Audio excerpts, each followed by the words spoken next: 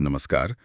आज हम एक दिलचस्प किताब मैनिफेस्ट योर इन्फिनिट रिचेस के हिंदी सारांश से मिली कुछ खास बातों पर गौर करेंगे। जी बिल्कुल।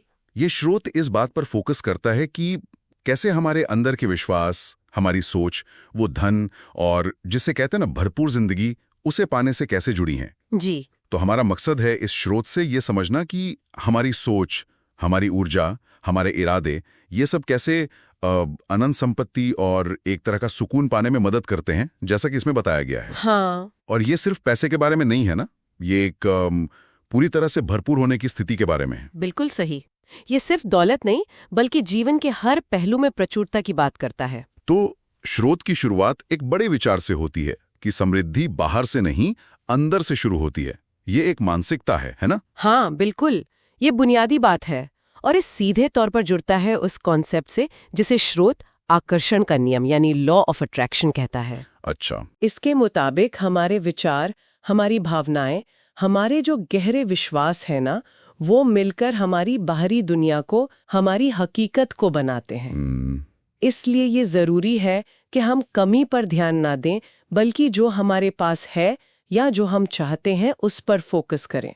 स्रोत में रोज के एफर्मेशंस की भी बात है, जैसे खुद से कहना मैं शुक्रगुजार हूँ या मैं योग्य हूँ। ये एफर्मेशंस वाली बात और अवचेतन मन का जिक्र भी है इसमें।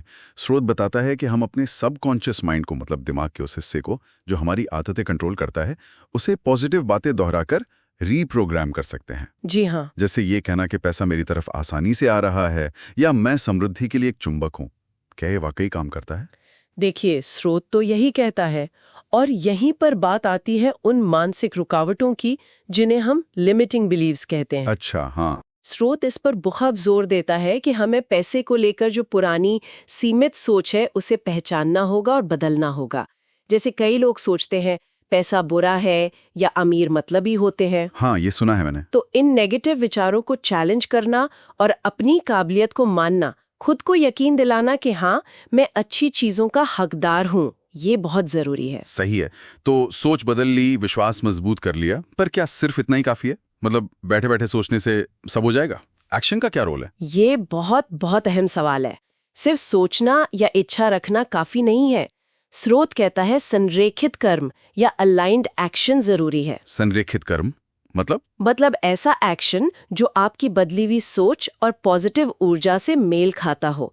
ये अंदर से आता है, एक तरह की प्रेरणा। आपको खुद ब खुद समझ आता है कि क्या कदम उठाने हैं, मौके पहचानना और उन पर अमल करना। ओके। तो ये जबरदस्ती वाला एक्शन नहीं है, बल्कि जो सही लगे वो करना है। जी बिल्कुल, जो आपकी नई सोच के साथ नेचुरली फ्लो में हो। समझ गया।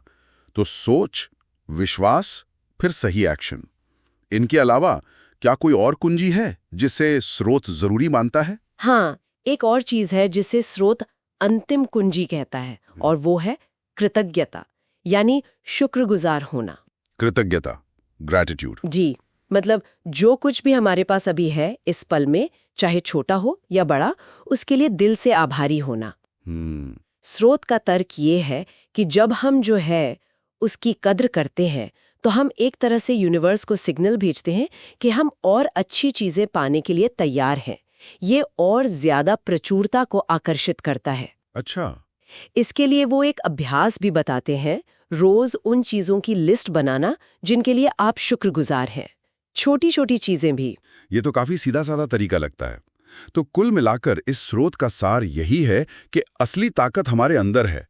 हमारी सोच, हमारे विश्वास, हमारे काम और हमारा शुक्राना। जी। ये सब मिलकर तय करते हैं कि हमारी जिंदगी में कितनी प्रचुरता होगी। यही कहना चाहता है ये स्रोत। बिल्कुल। संक्षेप में कहें तो स्रोत बताता है कि हम अपनी किस्मत के रचयिता खुद हैं, काफी हद तक। और ये चर्चा एक सवाल मन में छोड़ जाती है सोचने के लिए। इस स्रोत के सिद्धांतों को ध्यान में रखते हुए किसी इंसान के अपने गहरे विश्वासों और उसकी बाहरी दुनिया की सच्चाई के बीच का रिश्ता वो कितना गहरा हो सकता है?